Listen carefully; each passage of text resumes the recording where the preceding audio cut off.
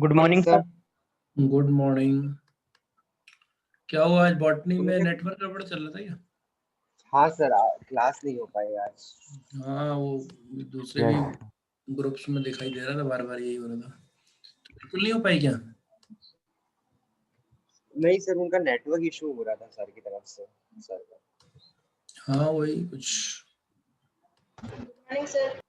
Good morning. Sir question number 3 और 4 explain कर दीजिए एक बार इसमें। श्योर टेस्ट टू इलेक्ट्रिफिकेशन वाला।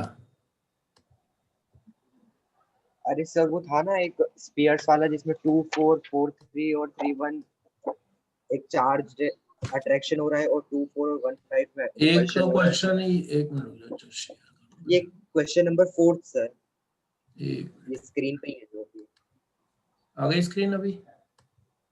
हाँ सर। यही वाला कह रहे हो?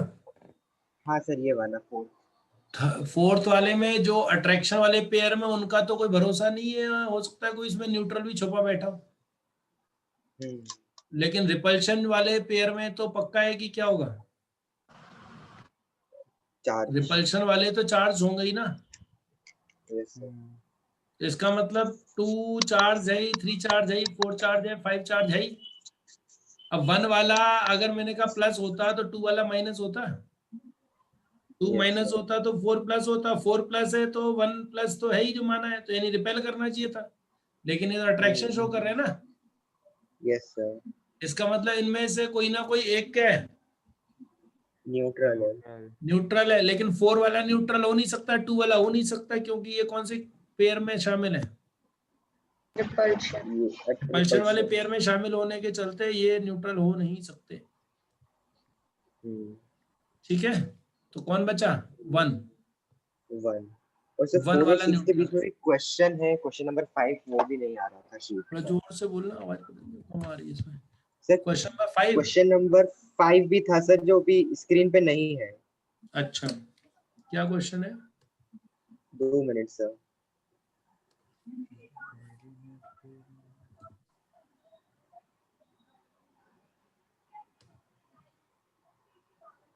सर ये है 2 conductor of one of copper and another of aluminium वो आइडेंटिकल इन उसमें शेप। कॉपर भी मेटल है और एल्यूमिनियम भी मेटल है, तो कोई फर्क नहीं पड़ेगा। इंड्यूस चार्ज तो बराबर ही आएगा ना। बस कंडक्टिविटी का रोल सिर्फ इतना सा है कि वो जल्दी आ जाएगा, कॉपर में एल्यूमिनियम में थोड़ा देर से आएगा। थोड़ा भी कितना, बहुत ज्यादा तो अंतर आना नहीं उसमें भी। तो इसलिए दोनों में क्या आंसर लगाओगे? Same charge. Same charge. और सर अपन ने कंडक्शन का कोई स्पेसिफिक हेडिंग नहीं दी। क्या? कंडक्शन की अपन ने कोई स्पेसिफिक हेडिंग नहीं दी। अभी लेंगे ना, अभी 2 टाइप के लिए ना, फ्रिक्शनल इलेक्ट्रिक चार्जिंग और दूसरा कौन सा लिया था? Electrostatic induction. Electrostatic induction. वहीं तक तो कल हो पाएगा अपना। हाँ यस सर। अब आएगा ना। हालांकि इसकी डिटेल अभी नहीं आएंगी, अभी सिर्फ इंट्रोडक्शन वाला पार्ट है थोड़ा सा। तो चार्जिंग बाय इलेक्ट्रिकल कंडक्शन, अब इसकी डिटेल्स बाद में आएंगी। इनफैक्ट डिटेल तो इंडक्शन की भी अपनी आएंगी, लेकिन वो थोड़ा सा चैप्टर में आगे जाके समझ में आ पाएंगे। अभी तो अपना टॉपिक सिर्फ क्या, चार्जिंग कैसे कैसे की जा सकती है। उसमें फ्रिक्शनल चार्जिंग तो हमने पूरी समझ ली, ठीक है। रफ आइडिया हमने इसका समझ लिया था इंडक्शन का। चार्जिंग बाय कंडक्शन में क्या होता है, जैसे मान लीजिए आप, एक बॉडी चार्ज है आपके पास और एक बॉडी अनचार्ज है। अगर चार्ज बॉडी को आप अनचार्ज बॉडी से कनेक्ट कर देंगे, चार्ज बॉडी को क्या कर देंगे? अनचार्ज बॉडी से कनेक्ट कर देंगे, तो अनचार्ज बॉडी पर भी क्या आ जाएगा? चार्ज आ जाएगा। ठीक है, uncharged body will also acquire charge, ध्यान रखिएगा। लेकिन इसमें क्या है, इंडक्शन से फर्क अगर आप सोचें, इंडक्शन से क्या फर्क बनेगा इसमें, आप देखेंगे कि इंडक्शन में जो इंड्यूसिंग चार्ज था ना, ध्यान होगा आपको, इंड्यूसिंग चार्ज के चार्ज पर कोई फर्क आ रहा था क्या? उसका चार्ज कम या ज्यादा हो रहा था क्या? नहीं हो रहा था। नहीं हो रहा था ना। लेकिन यहाँ पर जो कंडक्शन में क्या होगा, एक जो न्यूट्रल बॉडी है, जो वो चार्ज एक्वायर करेगी उसके चार्ज एक्वायर करने के बाद दोनों बॉडीज पर चार्ज रह जाएगा। मान लीजिए इस पर चार्ज अभी Q है और इसके बगल वाले पर कोई चार्ज नहीं है, ये Q है और ये वाली बॉडी क्या है, ये न्यूट्रल है। वही सीख रहे हम न्यूट्रल बॉडी को चार्ज करना। तो अगर आप चार्ज्ड बॉडी को न्यूट्रल बॉडी से क्या कर देते हैं, कनेक्ट कर देते हैं, चार्ज बॉडी को न्यूट्रल बॉडी से कनेक्ट कर देते हैं by a conducting wire, by a conducting wire, तो फिर जो न्यूट्रल बॉडी है it will also acquire charge, neutral body will acquire charge. ये स्विच हमने यहाँ पे क्लोज कर दिया। मान लीजिए ये स्विच पहले भी लगा हुआ दिखा सकते हैं हम, ये दोनों के बीच में कनेक्शन हो जाएगा अगर इस स्विच को क्या कर देंगे, क्लोज। कई बार स्विच बोल देते हैं, कई बार की बोल देते हैं। तो अगर आपने की को क्या कर दिया, क्लोज कर दिया, तो finally both will acquire charge. अब क्या हो रहा होगा, एक दोनों के बीच में इलेक्ट्रॉन्स का एक्सचेंज होगा, एक से ट्रांसफर होगा, ऐसा कह दें। फाइनली जो चार्ज आएगा वो आप देखेंगे कि दोनों ही पर रह जाएगा, लेकिन चार्ज का कंजर्वेशन यहाँ पर एप्लीकेबल होगा, कंजर्वेशन ऑफ चार्ज एप्लीकेबल रहेगा। क्या कह रहे हैं यहाँ पे हम कि when a neutral body is connected to what, आवाज आ रही बच्चों? Neutral body is connected to a charge body. जितना चार्ज पहले था और अभी जितना चार्ज इन दोनों पर मिला करके है वो यहाँ पर क्या रहेगा, कंजर्व्ड ही रहा। चार्ज बिफोर और आफ्टर क्या रहा, सेम रहा।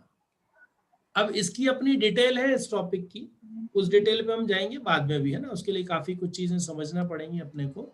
तो चार्जिंग बाय इंडक्शन में आप ये कंडक्शन सॉरी, इसमें आप इस डायग्राम में देखें क्या हुआ है, एक न्यूट्रल बॉडी है और एक चार्ज्ड बॉडी है।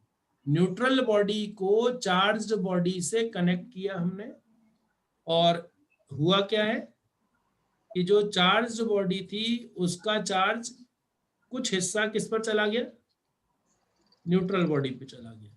स्टिल अब देखो आप उससे कंपेयर करो, इंडक्शन में क्या हो रहा था, इंड्यूसिंग चार्ज पर कोई फर्क पड़ रहा था क्या? नहीं पड़ रहा था। इंड्यूसिंग चार्ज पर कोई फर्क नहीं पड़ रहा था। यहाँ पर क्या हो गया है कि जो चार्ज सोर्स का काम कर रहा है उसका चार्ज पहले से तो कम हो गया ना। हाँ, ये बात अलग है कि दोनों का जो चार्ज का जो टोटल आएगा वो टोटल अभी भी उतना ही है। अब आप एक कंडक्टिंग स्फीयर ले लो या कंडक्टिंग कोई भी बॉडी ले लो और वो बॉडी कंडक्टिंग बॉडी है, उस पर चार्ज है, मान लीजिए इस पर चार्ज है प्लस और ये बॉडी और ये न्यूट्रल है। ये बॉडी क्या है, न्यूट्रल।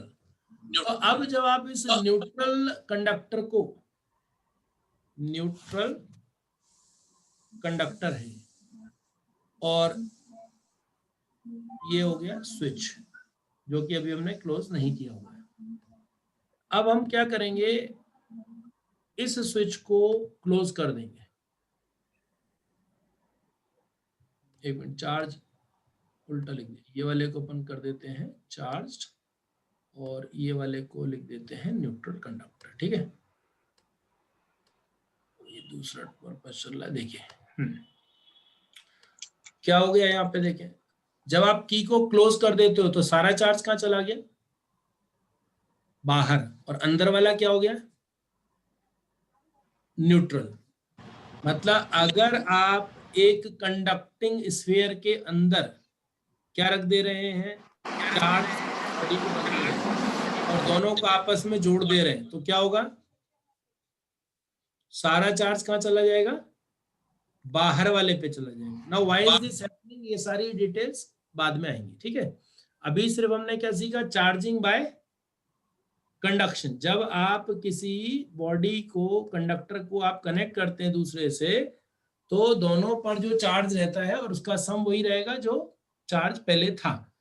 अगर आपसे कोई कहता है कि क्या आप पूरी तरह से न्यूट्रलाइज कर सकते हैं बॉडी को, चार्ज बॉडी को, तो उसका तरीका क्या है? चार्ज जो कंडक्टर है उसको अगर आप किस में रख दें, एक कंडक्टिंग शेल के अंदर रख देते हैं और फिर आपस में जोड़ देते हैं, तो सारा चार्ज कहाँ चला जाएगा? बाहर चला जाएगा। लेकिन इतना ये सब कुछ हो क्यों रहा होगा, ये अभी हम सारी डिटेल्स पर आएंगे बाद में, ठीक है ना? यहाँ तक क्लियर है क्या? Yes sir. सर इसको स्फेरिकल शेल में रखना जरूरी है किसी? नहीं, स्फेरिकल भी जरूरी नहीं है, स्फेरिकल भी होना जरूरी नहीं है, ठीक है? इतनी सी बात। और बाकी क्या इसकी डिटेल है वो अपन करेंगे बाद में, ठीक है ना? अभी वो पूरा डिटेल डिस्कशन है एक्चुअली इन चीजों का, तो वो अपन बाद में ही आएंगे, इसमें टाइम ना लगाते हुए। चलिए, पूरा अब चार्ज हम आते ट्रांसफर हो रहा हैं है, एक इम्पोर्टेंट लॉ पे। कुछ कह रहे हो अंश क्या? तो इसमें पूरा चार्ज ट्रांसफर हो रहा है ना? हाँ, इसमें सारा चार्ज चला गया। पहले वाले तरीके में क्या हुआ था? पहले अच्छा, वाले तरीके में उस पर अभी भी चार्ज था। बचा था। इस दूसरे वाले तरीके में क्या हो रहा है? सारा चार्ज बाहर चला गया। हालांकि ये डिटेल में है, इसमें अपने मतलब एक एक दो दो लेक्चर तक इसी टॉपिक पे रहेंगे, ठीक है ना? तो इसलिए सिर्फ अभी इंफॉर्मेटिव ही लेवल है, क्योंकि अभी बहुत सारी चीजें आपको समझना पड़ेंगी, तब यहाँ पर आगे बढ़ पाएंगे इस चीज में। तो अभी तक हम लोगों ने क्या पढ़ा, ध्यान करो। यस, प्रॉपर्टीज ऑफ चार्ज हो गया, यूनिट्स ऑफ चार्ज हो गया, और methods of methods of charging. Charging. अब हम बात कर रहे हैं कूलम्स लॉ की। कूलम्स लॉ किस बारे में है? एक तो इस लॉ से आपको ये पता लगता है कि दो पॉइंट चार्जेस के बीच में कितनी फोर्स लगेगी, कितनी इलेक्ट्रोस्टैटिक फोर्स लगेगी। किस बारे में Coulomb's law? It gives the force, electrostatic force between, Coulomb's law क्या देता है? Electrostatic force between 2 point charges kept in vacuum. क्या देता है ये? Electrostatic force between 2 point charges kept in vacuum. बिल्कुल जैसे न्यूटन्स लॉ ऑफ ग्रेविटेशन होता है, सेम पैटर्न का ये लॉ है। पहली चीज है कि पॉइंट चार्ज का मतलब क्या है, ठीक है? तो पॉइंट चार्ज मतलब कि जो भी बॉडीज है, वो चार्ज बॉडीज है, उनके डायमेंशन भले ही बहुत बड़े बड़े डायमेंशंस हो, लेकिन जो ये सेपरेशन है, इसके कंपैरिजन में इनके डायमेंशंस कैसे हो? नेग्लिजिबल हो। जैसे अर्थ पर चार्ज है और सन पर चार्ज है, डिस्टेंस तो बहुत ज्यादा है ना लेकिन इनके बीच में। तो कूलम्स लॉ किसके लिए एप्लीकेबल है, पहली बात तो ध्यान रखना है। Point charge. So this law gives the electrostatic force। वो लिखना रहेगा, वो तुम लोगों को मैंने पूछना ही भूल गया। लिख लिया था क्या? लिख लिया था sir. This law gives electrostatic force between 2 point charges kept in vacuum। Point charges kept in vacuum। तो पॉइंट चार्ज का मतलब क्या है? कि अगर जो चार्ज बॉडीज के जो डायमेंशंस हैं, जो साइज हैं, वो कैसे हो? नेग्लिजिबल हो। नेग्लिजिबल मतलब should we say tending to zero? हाँ, बोल सकते। नेग्लिजिबल का मतलब क्या? टेंडिंग टू जीरो बोल सकते। कंपैरेटिवली बहुत छोटे होना या टेंडिंग टू जीरो होना? कंपैरेटिवली बहुत जीरो, छोटे होना। नेग्लिजिबल कैसा टर्म है? कंपैरेटिव टर्म है। When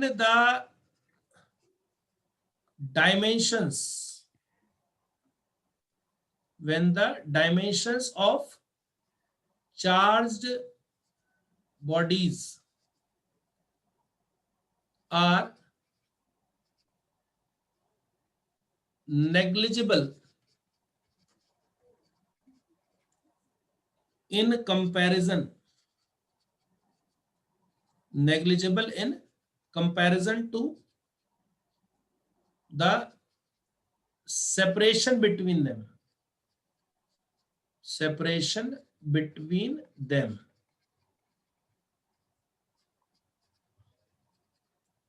The charged bodies can be treated as point charges. पढ़िए क्या कह रहे हैं, समझ आ गया क्या? जब डायमेंशंस कैसे हो, जब डायमेंशन चार्ज बॉडीज के कैसे बच्चों, नेग्लिजिबल, छोटे हो वास्तव में या फिर कंपैरेटिवली स्मॉल हो, क्या कहते हैं? Comparatively small. जैसे अगर मैं कहूं आपसे 1 ड्रॉप ऑफ वाटर, तो ये नेग्लिजिबल है कि एनॉर्मस है? सोचिए रिस्पेक्ट में, एक बूंद पानी चींटी के लिए तो बहुत है सुसाइड करने के लिए, हाँ नहीं? और पीने के लिए अपने लिए कम है, बहुत कम है। और अगर कह दें पूरा एक बाल्टी भर के पानी दे दिया जाए पीने को, तो एनॉर्मस है, नेग्लिजिबल लग रहा है? ड्रम भर के पीओ, नहीं सर, ज्यादा है अगर बहुत। 1 बकेट फुल ऑफ वाटर दे दें तो क्या कहोगे, नेग्लिजिबल या एनॉर्मस अपने लिए? एनॉर्मस काम के लिए चाहिए। और अगर यही सोचो कि पूरा उठा करके समुद्र में उड़ेल दें तो क्या कहोगे, नेग्लिजिबल है? नेग्लिजिबल है। तो नेग्लिजिबल जो है वो एक कंपैरेटिव टर्म है, ध्यान रखिएगा। नेग्लिजिबल कैसा टर्म है? कंपैरेटिव टर्म है। और कूलम्स लॉ किसके लिए लगती है? क्या बहुत छोटी बॉडीज होनी चाहिए या कुछ और बात है असली? क्या कहा कि अगर जो बॉडीज की बात हम कर रहे हैं, अगर उनके डायमेंशंस भले ही बहुत बड़े हों, लेकिन उस डिस्टेंस के कंपैरिजन में छोटे हो जो इन दोनों के बीच का है, तो फिर उस कंडीशन में क्या कहोगे? ठीक है, क्लियर हो गया क्या? Yes sir. क्या नेग्लिजिबल का मतलब टेंडिंग टू 0 होता है? No sir. नो नहीं, लेकिन जो टेंडिंग टू 0 है वो तो हर बार नेग्लिजिबल होगा। Yes sir. इसका उल्टा तो सही है। अगर मैं कहता हूं चार्ज बॉडीज और अगर मैं कहता हूं चार्ज पार्टिकल, दोनों में क्या फर्क है? चार्ज पार्टिकल का कोई साइज नहीं है। चार्ज पार्टिकल पार्टिकल का कोई साइज है क्या? Tending to 0। टेंडिंग टू 0 कह दो, यानी कि जो चार्ज पार्टिकल है वो तो हमेशा ही क्या होगा, पॉइंट चार्ज होगा ना। Yes sir. लेकिन जो चार्ज बॉडी है वो जरूरी नहीं कि हर बार पॉइंट चार्ज हो। तो पहली चीज समझिए कि ये लॉ क्या दे रहा है, इलेक्ट्रोस्टैटिक फोर्स देगा, लेकिन किसके लिए देगा? सिर्फ पॉइंट चार्जेस के लिए। 2 point charges kept in vacuum. और पॉइंट चार्ज कहलाता कब है? पॉइंट चार्ज कब कहलाता है बच्चों? जब सेपरेशन कैसा हो, जब सेपरेशन कैसा हो, should be more as compared to the negligible हो इन कंपैरिजन टू द, जब डायमेंशंस कैसे हो, सॉरी डायमेंशंस कैसे हो, negligible in comparison to what, between the object, distance between the. और अगर मैं वर्ड यूज कर रहा हूं चार्ज पार्टिकल, तो चार्ज पार्टिकल क्या हमेशा पॉइंट चार्ज है?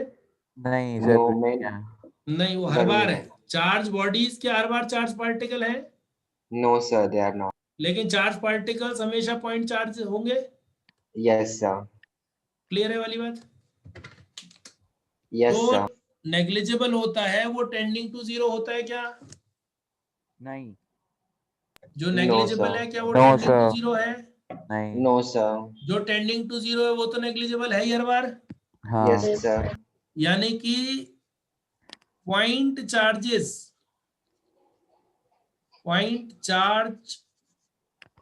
may not be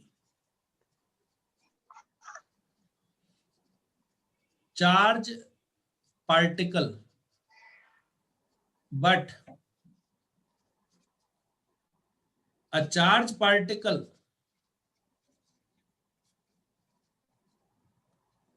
is always a point charge. क्या कहते हो?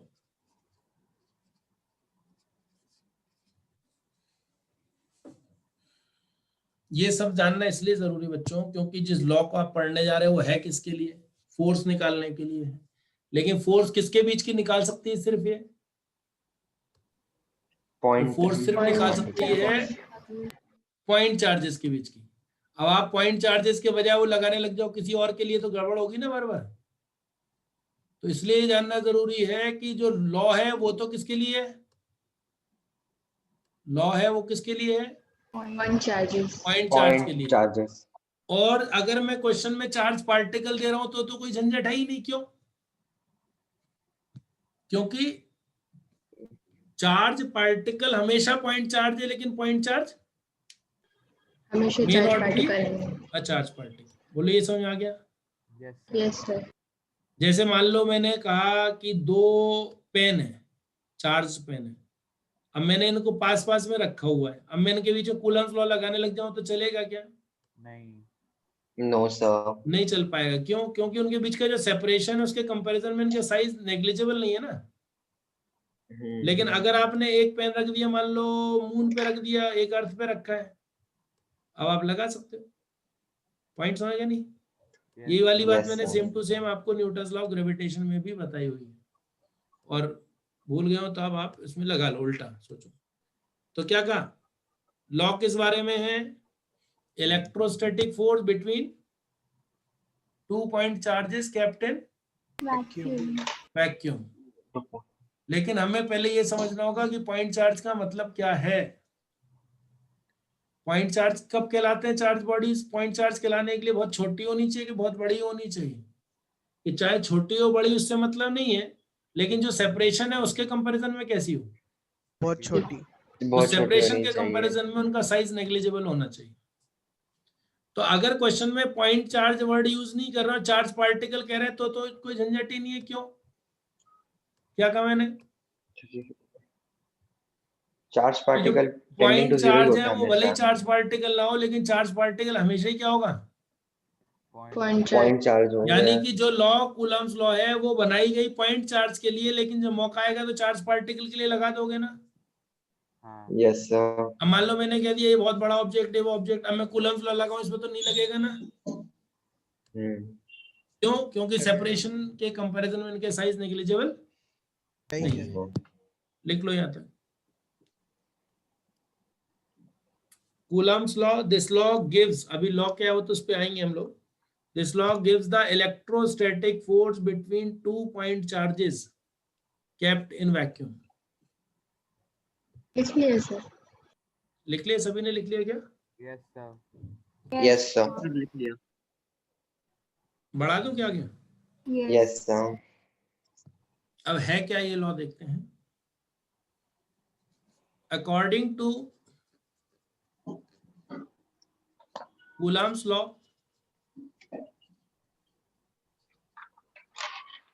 the electrostatic force between 2 point charges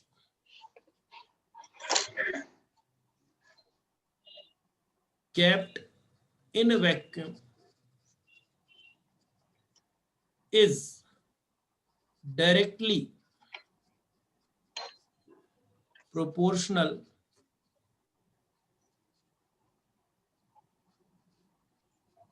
to the product of directly proportional to the product of the magnitudes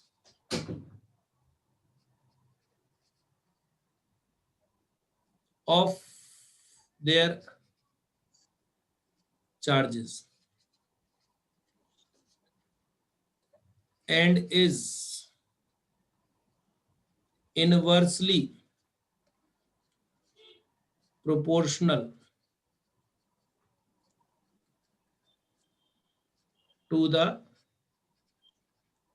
square of separation या distance between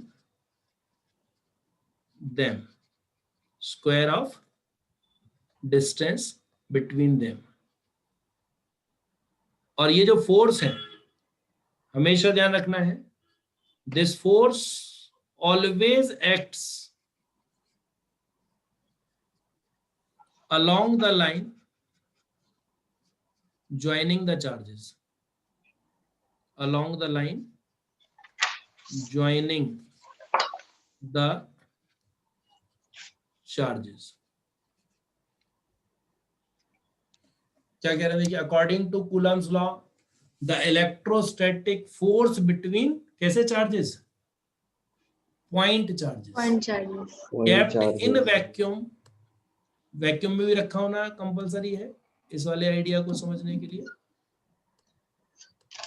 kept in vacuum is directly proportional to the product of magnitudes of their charges and is inversely proportional to the square of separation between them। और ये force हमेशा कैसी act करती है, along the line Along the line joining the charges. joining the charges। ऐसी force को कहते हैं सेंट्रल फोर्स। क्या कहलाती है, सेंट्रल फोर्स। लिख लें तो बताना। Yes sir. Done, sir. Yes, sir. Done. Done पक्का हो गया बच्चों? Yes sir. Yes, sir.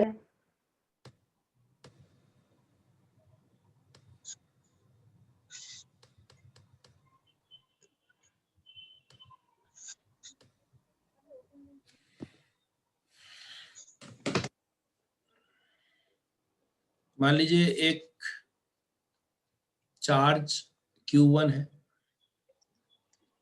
एक ये चार्ज Q2 है और दोनों में सेपरेशन स्मॉल r है।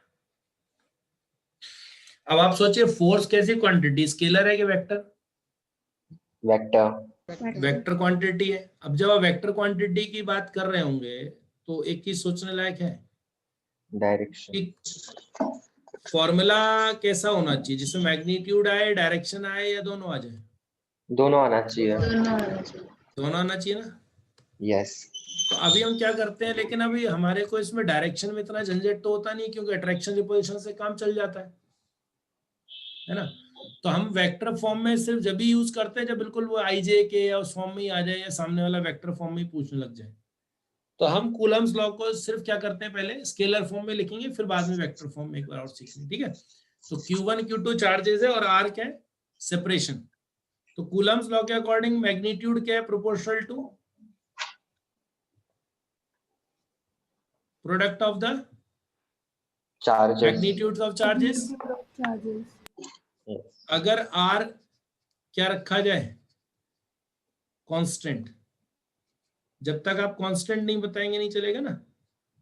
और ये R स्क्वायर, अगर क्या कांस्टेंट रखा जाए, R constant, distance between, product constant रखा जाए, तो ये कह रहे हैं कि F प्रोपोर्शनल है किसके, यानी कि ये कूलम्स लॉ ने लिख दिया, F प्रोपोर्शनल है किसके, दोनों चार्जेस के मैग्नीट्यूड्स के प्रोडक्ट के प्रोपोर्शनल है। और डिस्टेंस के क्या है, स्क्वायर के इनवर्सली प्रोपोर्शनल है। और स्क्वायर के इनवर्सली प्रोपोर्शनल होने को कहते हैं इनवर्स स्क्वायर लॉ है। क्या कहते हैं इसे, कि this is inverse square law, ठीक है। Yes sir. अब इसमें जब हम प्रोपोर्शनलिटी हटाते हैं तो फिर हम लिख देते हैं magnitude of F equal to proportionality constant Q1 Q2 upon R square. ये मैं मॉड लगा रहा हूँ बार बार, अगर आप सोचें कि मैं वेक्टर साइन नहीं लगा रहा हूँ तो मॉड लगाना ही तो होगा एक तरीके से, थिंक ऑफ इट। या मॉड Q1 मॉड Q2 लिख रहा हूँ, इसका मतलब चार्जेस के साइन रखने के नहीं रखने? चार्जेस के साइन नहीं रखने। नहीं तो रखना मॉड है। लिया नहीं मतलब नहीं रखना रखने। है। अब ये क्या है, थोड़ा बुक्स में घपला किए रहते हैं कई बार, तो थोड़ा इस चीज को आप क्लियर कर लेना, मैं बता रहा हूँ आपको भी क्या क्लियर करना है। तो ये तो हो गया फिलहाल क्या, प्रोपोर्शनैलिटी कांस्टेंट। चार्जेस को विद साइन रखना है कि नहीं रखना है, इस बात पे हम करेंगे। पहले आप ये सोचिए कि ये क्या फोर्स का डायरेक्शन भी दे रहा है ये फॉर्मूला या नहीं? नो, नहीं दे रहा। नहीं दे रहा है। इसका मतलब ये कंप्लीट फॉर्मूला है या नहीं है? नहीं है। तो ये सिर्फ क्या कहलाएगा, ये कहलाएगा scalar form of Coulomb's law. Scalar form of Coulomb's law. Coulomb's law. इसमें सिर्फ आपको मैग्नीट्यूड पता लगेगा, डायरेक्शन नहीं पता चलेगा इस फॉर्मूला से, लेकिन डायरेक्शन तो आप अट्रैक्शन और रिपल्शन से वैसे ही बता सकते हो ना। डायरेक्शन तो आप किससे बता सकते हो, अट्रैक्ट कर रहा है रिपेल कर रहा है से ही पता चला ले रहे थे, है ना? बोलो क्लियर है? Yes sir. Yes yes sir. Sir. ये तो लिख लिया था आपने कूलम्स लॉ, ये लिख लिया? Yes yes sir. सर। देख लो बाकी लोग भी बताते हैं। Yes sir. यस सर, लिख लिया। हो गया? Yes sir. बात ये कह रहा था कि चार्ज विद साइन रखने के नहीं रखने, मॉड लिख दिया तो इसका मतलब नहीं मत रखना ही है। रखो, है ना? तो ये हुआ scalar form of Coulomb's law. Coulomb's That law. means this formula will just give you the magnitude magnitude. It will not give you the direction of the Direction. Force. direction. अब ये जो प्रोपोर्शनैलिटी कांस्टेंट है इसका क्या है, और फिर इसका वेक्टर फॉर्म पर आऊंगा थोड़ी देर में। Proportionality constant in Coulomb's law. Proportionality constant in Coulomb's law. Actually जब ये कूलम्स लॉ बनाया गया तब ना तो चार्ज की यूनिट डिसाइड हुई थी, तब चार्ज की यूनिट डिसाइड ही नहीं हो पाई थी कि चार्ज की यूनिट भी कुछ रखनी है। अब फोर्स की पता है, डिस्टेंस की पता है, के की भी नहीं पता है ना? तो क्या किया, इंटरनेशनल सिस्टम में तो चार्ज की यूनिट रखी गई कूलम। आपको ध्यान हो, बात पहले हुई थी, करंट की यूनिट ले ली थी एम्पियर, है ना? तो यहां पर इंटरनेशनल सिस्टम में क्या किया है, के की जो वैल्यू ली गई है वो ली गई है ड्यू टू सम रीजन, जिसकी डिटेल में नहीं जा पाऊंगा मैं भी, 1/4 पाई एप्सिलॉन नॉट से दिखाते हैं इस कांस्टेंट को, और इसकी वैल्यू क्लोज होती है 9 × 10⁹ न्यूटन मीटर स्क्वायर पर कूलम स्क्वायर। यूनिट तो आप सोच सकते हो डायरेक्ट, है ना? न्यूटन मीटर स्क्वायर अपॉन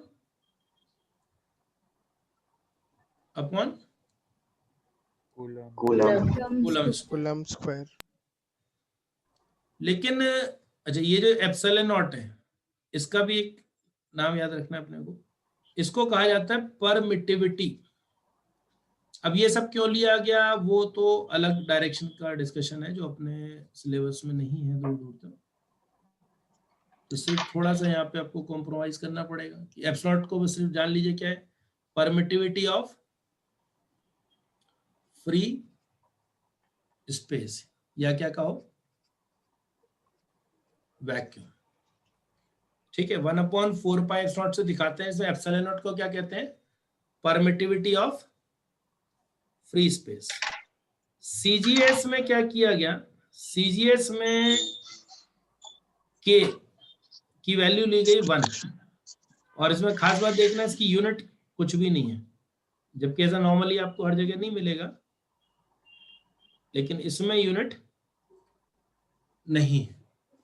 आपको ध्यान हो सीजीएस में हमने चार्ज की यूनिट ली थी स्टैट कूलम, है ना? यहाँ पर क्या है, कांस्टेंट को अपनी तरफ से 1 मान लिया और चार्ज की यूनिट डिसाइड कर ली। एसआई में क्या किया, चार्ज को अपनी तरफ से मान लिया 1 कूलम और के की यूनिट डिसाइड कर ली एक्सपेरिमेंटली। तो 9 × 10⁹ न्यूटन मीटर स्क्वायर पर कूलम कूलम स्क्वायर।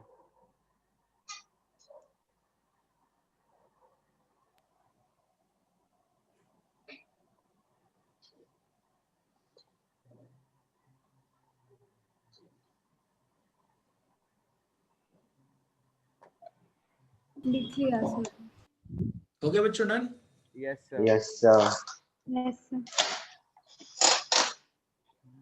अब इसके बाद आता हूं मैं कूलम्स लॉ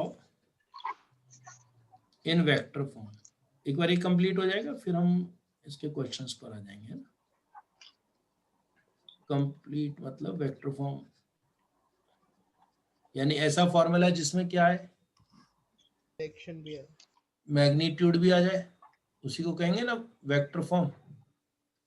कूलम्स लॉ किस फॉर्म में लेना अपने को, वेक्टर फॉर्म। मतलब वेक्टर फॉर्म किसी भी फॉर्मूला का क्या देगा, कंप्लीट इंफॉर्मेशन देगा। ठीक है, तो एक चीज ध्यान रखना हमेशा कि जब भी आप ऐसा कोई फॉर्मूला लिख रहे हैं इसमें चार्ज आ रहा है तो ये बड़ा कंफ्यूजिंग पॉइंट होता है कि यार चार्ज का साइन रखना है कि नहीं रखना है। तो जब जब आप वेक्टर फॉर्म लिख रहे हैं,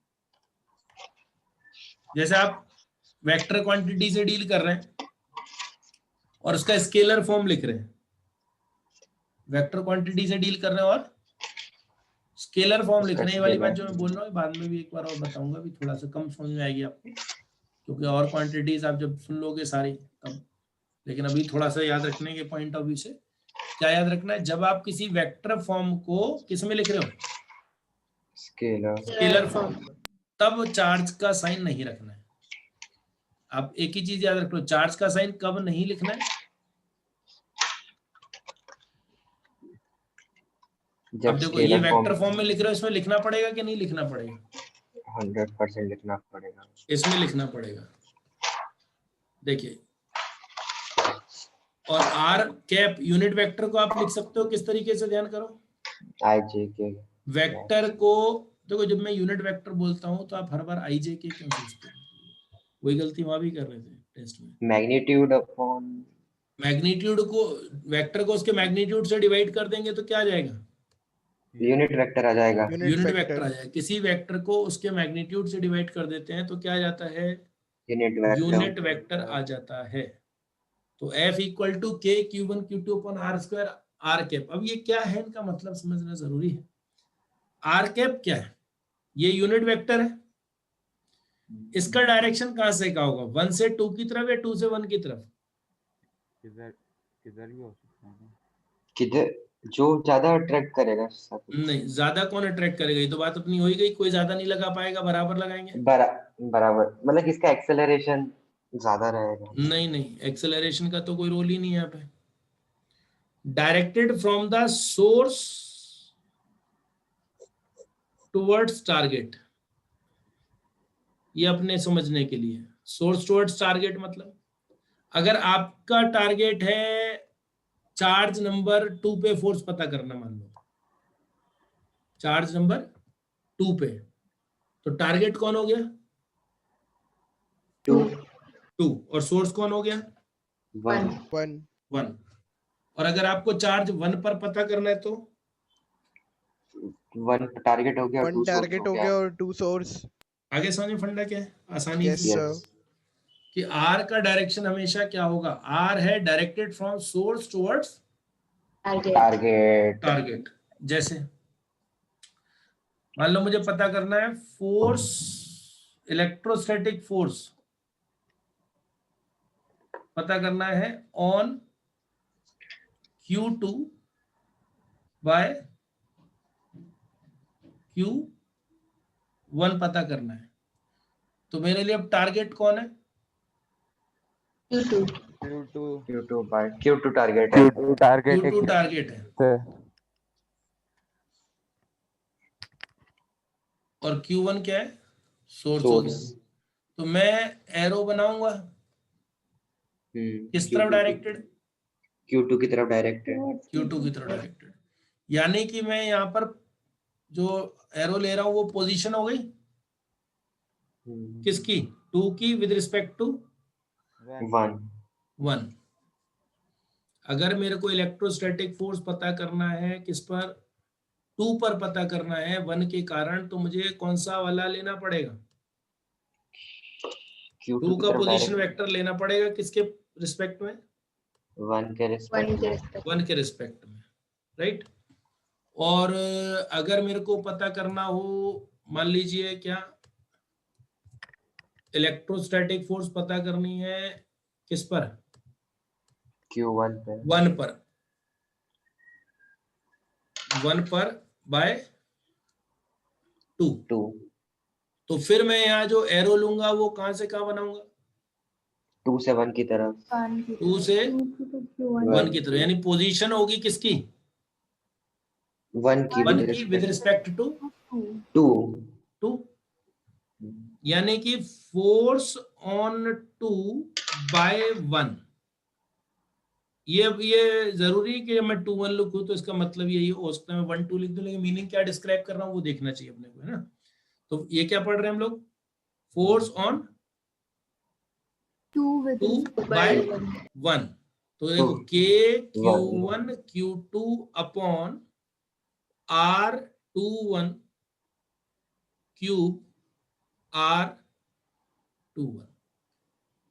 और अगर मैं लिख रहा हूं फोर्स ऑन 1 बाय 2, तो मैं K Q1 Q2 upon Q2 by R12 का क्यूब R12 R12 वेक्टर। बोलिए, ये इतना प्रिकॉशन लेके क्यों बोल रहा हूं? क्योंकि यहाँ पर आप सोचिए R12 और R21 में क्या रिलेशन है? दोनों Target और इक्वल इन source मैग्नीट्यूड है, Negative लेकिन है। ऑपोजिट इन क्या है? डायरेक्शन है। Negative vector. इससे क्या पता लगा? फोर्स ऑन 1 बाय 2 और फोर्स ऑन 2 बाय 1 कैसे होंगे? Negative vector. नेगेटिव वेक्टर्स होंगे। Yes sir. That is Coulomb's law किसको वे कर रही है? न्यूटन्स थर्ड लॉ Third को law। वे कर रहा है कूलम्स लॉ। इसका मतलब ये हो गया। Yes sir. पॉइंट क्लियर हो गया क्या? ये वेक्टर फॉर्म थोड़ा सा समझते हुए आप, है ना, जरा भी इधर उधर हुआ तो ऑप्शन गड़बड़ आपका, है ना। तो क्या समझ में आया? बहुत इजी है। आपको आर कौन सा लेना है?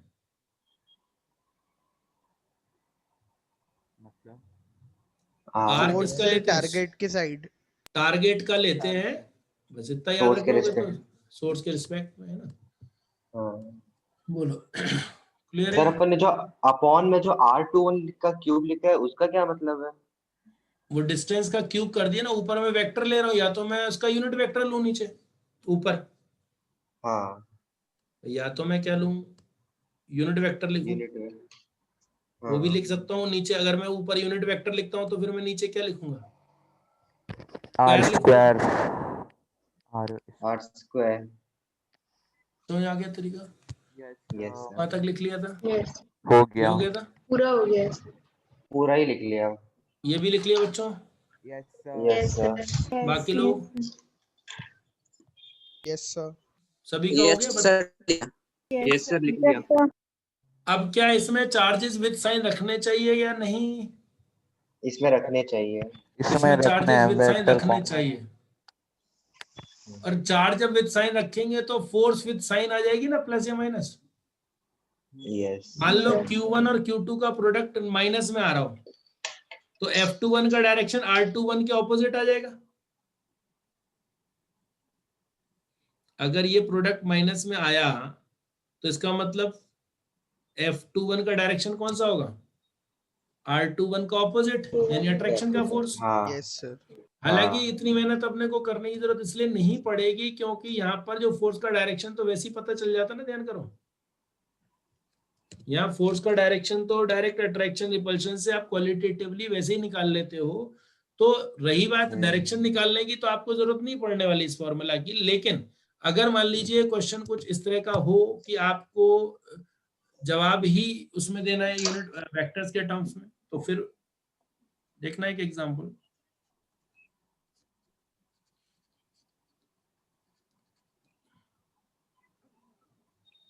मान लो मैं आपको चार्जेस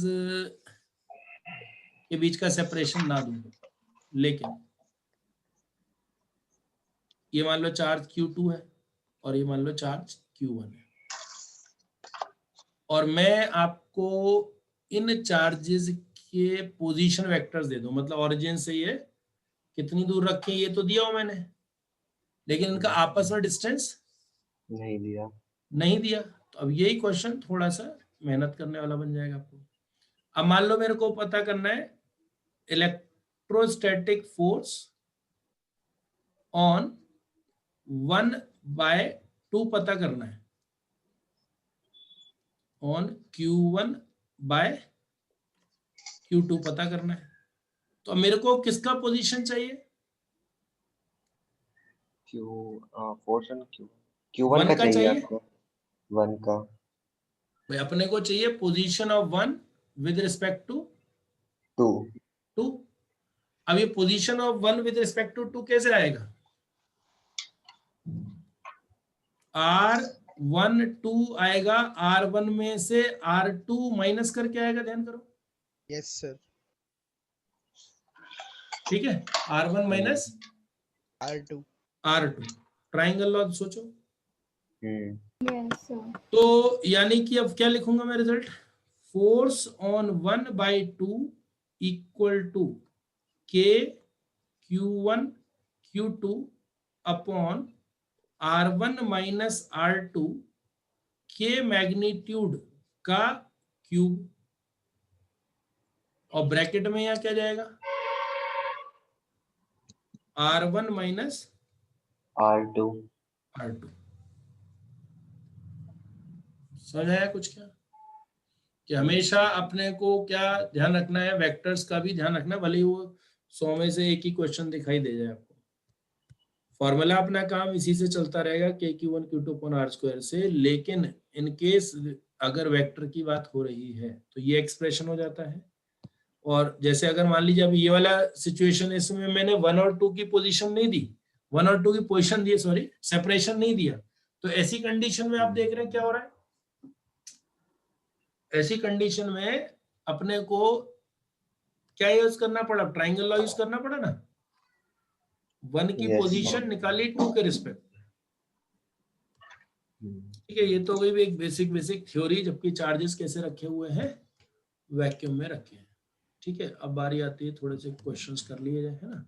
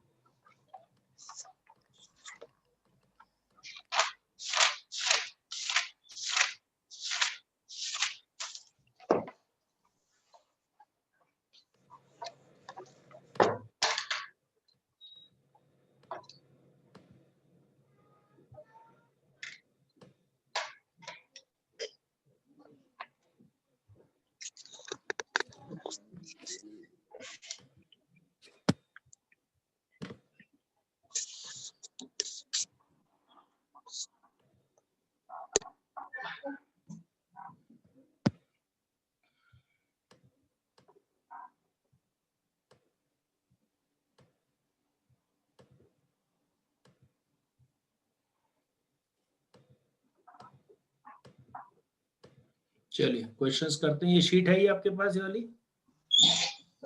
यस सर, प्रिंट कराना है। इसमें हम स्टार्ट करते हैं।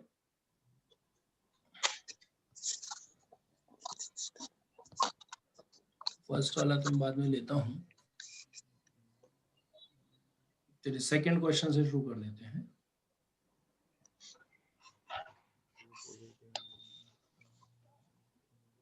Two positive ions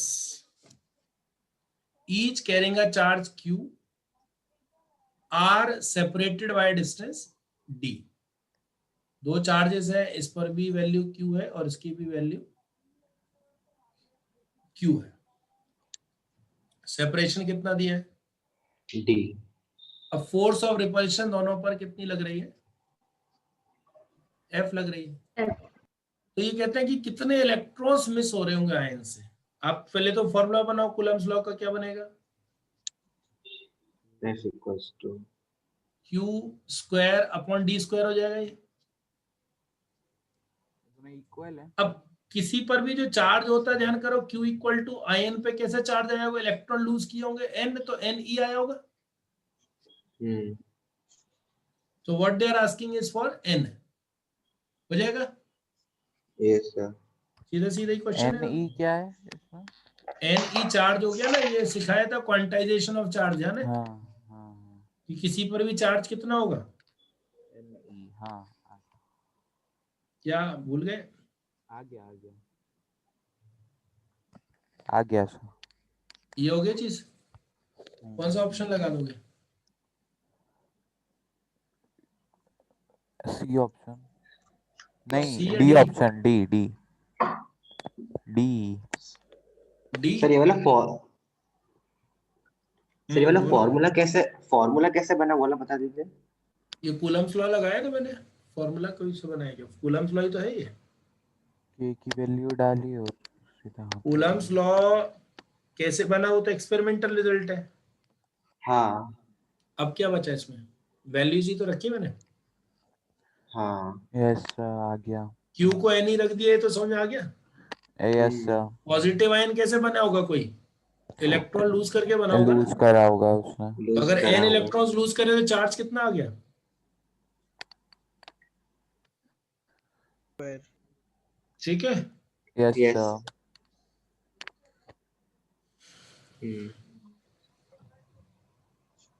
ये वाला क्वेश्चन देखो।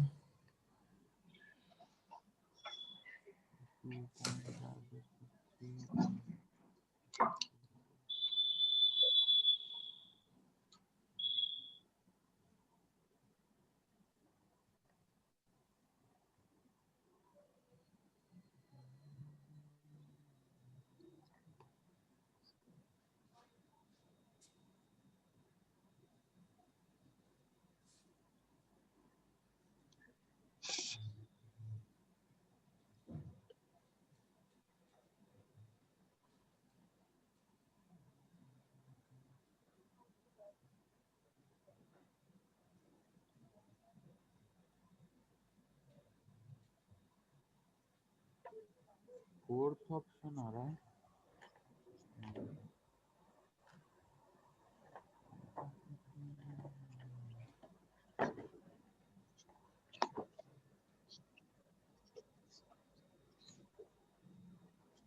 बोलो। 2 सेकंड। पहले दोनों पर जो चार्जेस थे उनका प्रोडक्ट कितना आ रहा था? 24।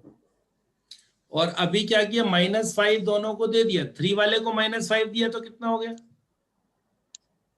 -2। S2. और 8 वाले को -5 दिया तो कितना हो गया? 3. तो पहले जो प्रोडक्ट आ रहा था चार्जेस का, वो कितना आ रहा था? 24 आ रहा था। और अभी जो प्रोडक्ट आ रहा है वो 6 आ रहा है। यानी कि फोर्स पहले की 1/4 हो गई। Yes sir. और पहले फोर्स अगर देखें तो रिपल्शन की थी, उसको प्लस से दिखा रहे हैं, तो अट्रैक्शन की फोर्स को किससे दिखाएंगे? Negative sir. Minus तो आंसर क्या Option लगाएंगे? A. 1. समझा के -10. तरीका? वैसे नॉर्मली ये माइनस लगाया नहीं जाता, मैं मॉड लगाने के फेवर में बताऊं, है ना। लेकिन क्या है, अगर क्वेश्चन देने वाले ने आपको दिया है ऑप्शन में, तो फिर आप उस चीज को ध्यान रखना है। माइनस वाला फोर्स किस चीज के लिए? अट्रैक्शन के लिए। और प्लस वाला किसके लिए? रिपल्शन के लिए, अगर आप वेक्टर फॉर्म में जाते हैं तो, है ना। चलिए, done up to here. Yes sir, Yes, done. sir. अगला क्वेश्चन।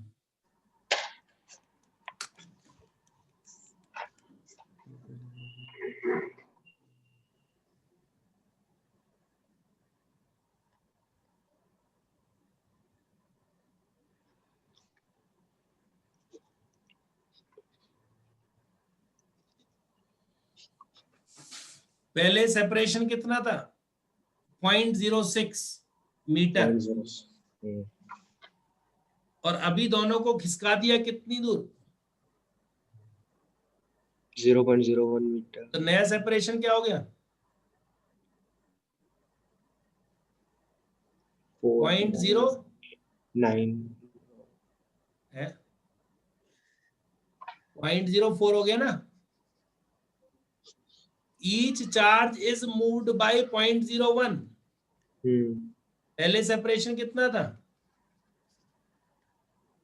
सेंटीमीटर में बोल लो, सेंटीमीटर में कितना था? 6 सेंटीमीटर था।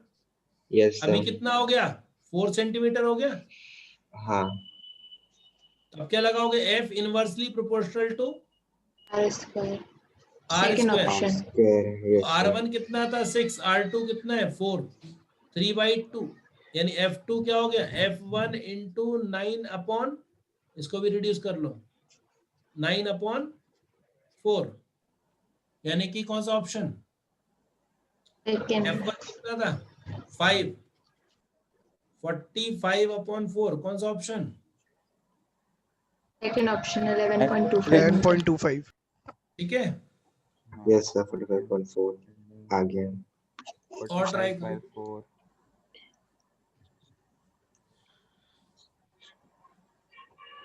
और एक बार फिर कर लेना इसको, ठीक है ना। Yes sir.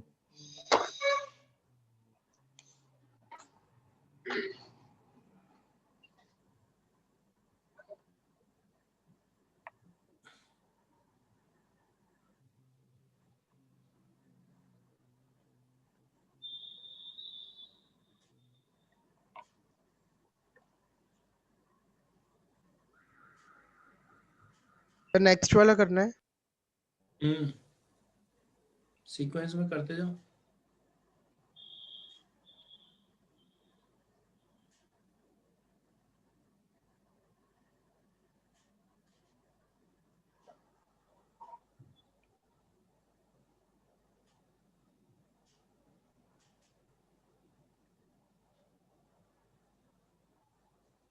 फोर्थ ऑप्शन है सर इसका। दो चार्जेस है, एक 40 है और एक -20। -20 है। दोनों का प्रोडक्ट कितना आ रहा है? 40 और 20 ले लें, है ना। अब दोनों को टच किया तो दोनों का टोटल चार्ज कितना था मिला के? 80, भाई 800। अरे टोटल चार्ज 20 20 plus 20. तो 20 नेट चार्ज था, तो अब दोनों में आधा आधा बट गया होगा। Yes sir.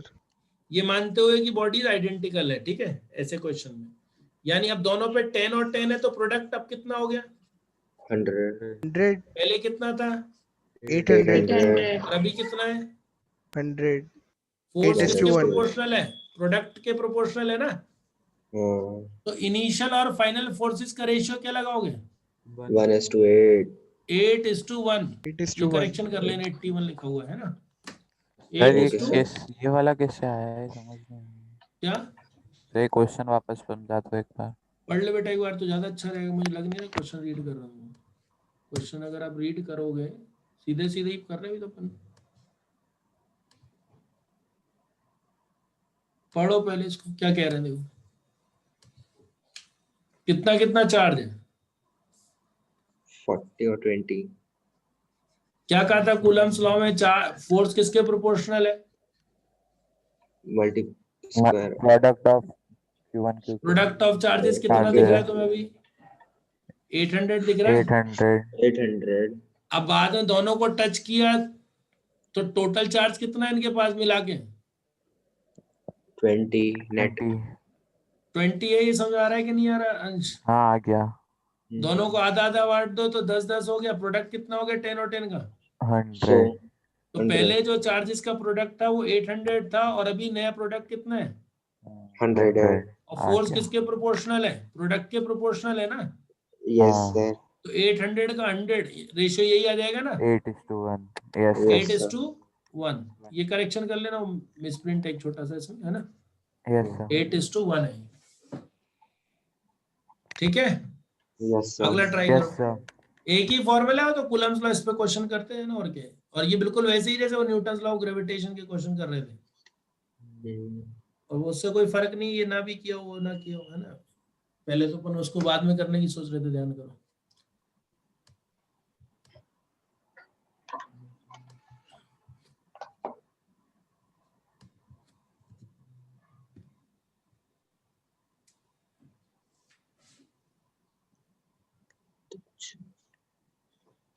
Just pick on. Two charges equal in magnitude opposite in nature, मतलब एक का चार्ज Q तो दूसरे का क्या मानोगे बच्चों?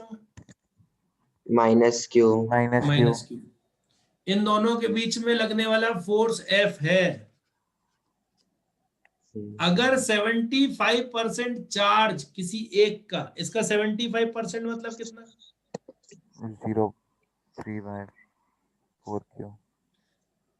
एक से लेके दूसरे को दे दिया जाए, अगर इसका 75% छीन लिया तो इसके पास कितना बचा? मतलब 0.25 बचा। 1/4Q। 0.25। और दूसरे वाले के पास क्या होगी स्थिति?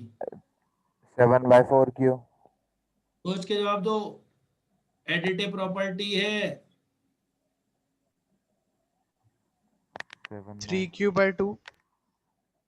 अरे -Q में 3Q/4 ऐड करो, क्या पाओगे? Q/4 ही तो आ जाएगा माइनस का। ही आ जाएगा। Q/4. -Q/4 यानी ये भी 1/4 हो गया और ये भी 1/4. 1/4 हो गया। यानी कि नया प्रोडक्ट पहले का 1/16 हो गया। Yes sir. 1/16 हो गया ना। तो फोर्स पहले की कितनी हो गई? 1/16. 1/6 1/16। मतलब आप समझ रहे हो, सारे जो क्वेश्चन है लगातार सीधी सी बात है कि Q1 Q2 अपॉन R² पर बेस्ड है। अब आप उसका मैथ्स पकड़ते जाओ, ये प्रैक्टिस है उस चीज की। और क्या है कि एक का सर एक और बता दीजिए। 75% दूसरे को दे दिया। हम्म। अब आप सोचो कि -Q वाले का क्यों नहीं दिया मैंने? किसका देना था? पॉजिटिव वाले का नेगेटिव को या नेगेटिव वाले का पॉजिटिव वाले को? पॉजिटिव। ऐसा कोई कहाँ लिखा है? किसी का भी दे सकते। किसी का भी, तो यही तो आंसर आएगा। उसका दे देते तो। अरे इससे छीनते तो आप क्या देते इसको? -3Q/4 देते, राइट? तो बाद में बचना तो यही है। बराबर बात आई कि नहीं आई? Yes sir. तो इससे कोई फर्क नहीं है मैंने प्लस क्यों चूज किया कि माइनस क्यों नहीं किया। Answer both the time same आएगा, क्योंकि ऐसी चॉइस यहाँ पे दी नहीं कि किसी का भी एक का छीना और दूसरे को दे दिया। दे दिया। ठीक है, सर एक और बता दीजिए, एक और बता दीजिए सर ये। एक बार और पढ़ लीजिए क्वेश्चन और अपने विचार भी प्रकट करें एक बार, तो ज्यादा अच्छा रहेगा।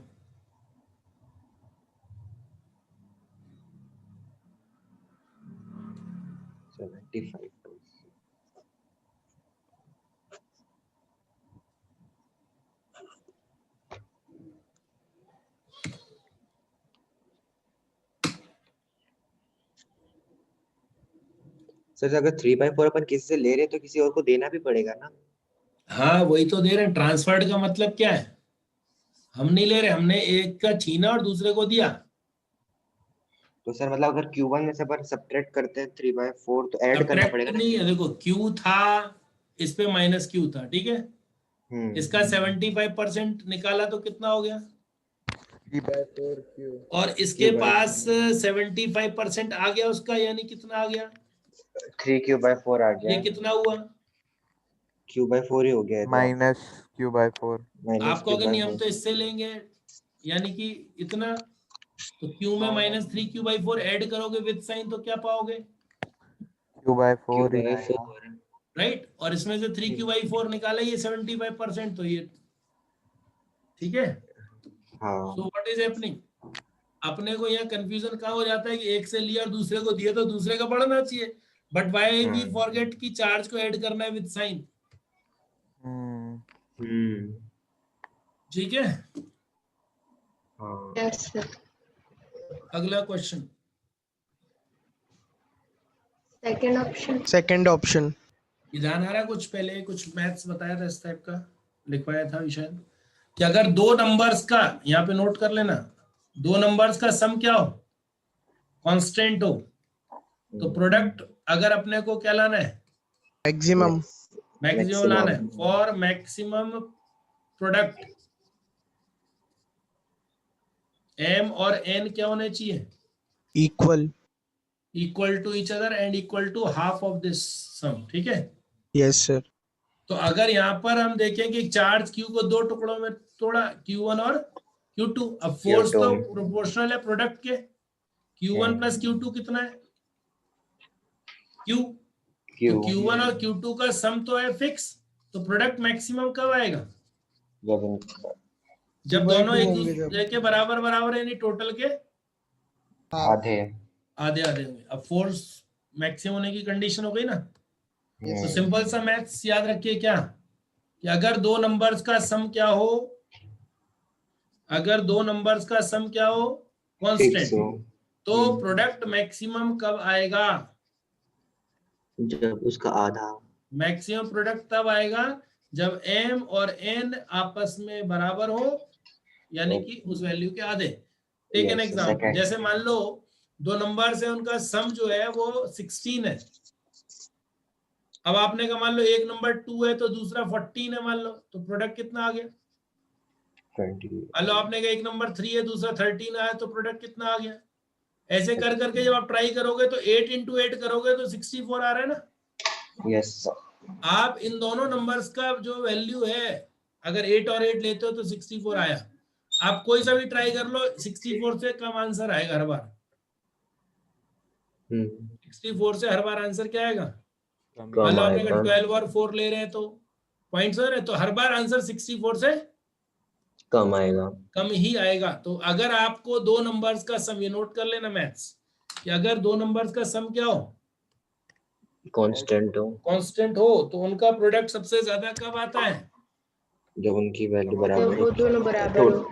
क्यूबेड। ठीक है, ध्यान आ गया। ग्रेविटेशन में भी कर रहे थे ये वाली चीज। Yes sir. अगला क्वेश्चन,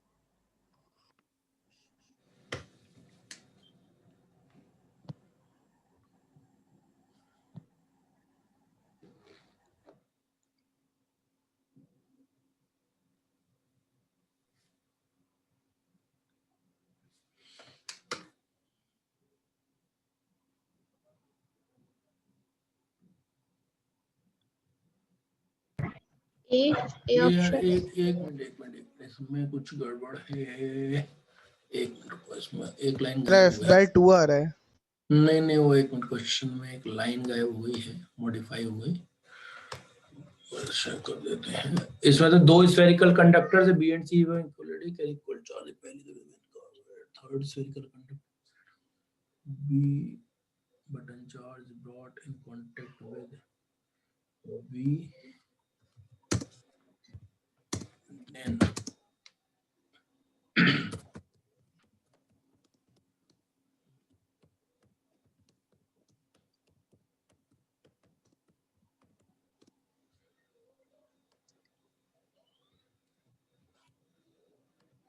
एक मिनट, इसको अपन यहाँ लिख ले रहे हैं। करेक्शन जाएगा इस क्वेश्चन, ठीक है ना, एक लाइन गायब हो गई थी, मॉडिफाई कर दिया है। चलो अब देखो इसको, दो स्फेरिकल कंडक्टर्स हैं, दोनों के रेडियस क्या है, सेम है, दोनों एक दूसरे को क्या कर रहे हैं, रिपेल कर रहे हैं। अब दोनों पे चार्ज सेम है, इस पर भी चार्ज Q है, इस पर भी चार्ज Q है, और इस पर यानी F proportional to Q square. अब एक स्फीयर लाए, जिसको क्या किया, इस वाले स्फीयर के कांटेक्ट में रखा, इसके जो भी नाम इसका B है, इसका नाम C है, तो अगर मैं पहले बी वाले से कांटेक्ट में लाता हूँ, लेट्स कॉल इट ए, तो इस पे चार्ज q/2 हो जाएगा, इस पे भी चार्ज q/2 हो जाएगा। q/2 हो जाएगा। अब इसको इससे कर दिया सेपरेट, किससे? बी से। बी से सेपरेट कर दिया। बी पर तो चार्ज रह गया कितना? q/2। q/2 अब इसको हमने कांटेक्ट में रखा किसके? सी के। सी पर कितना चार्ज था, ध्यान करो। q और इस पर कितना है?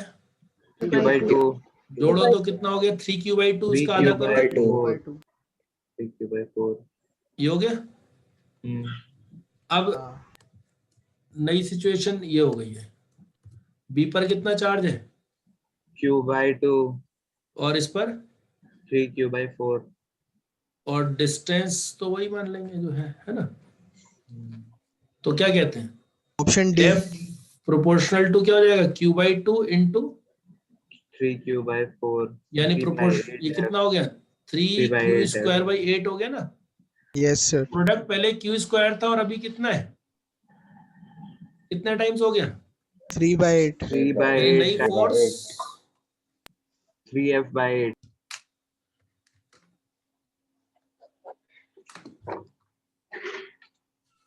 आगे समझ में? Yes sir. यस करेक्शन कर लेना, ये लाइन जो कैपिटल लेटर में दिख रहा है ना, जो लिखा हुआ है,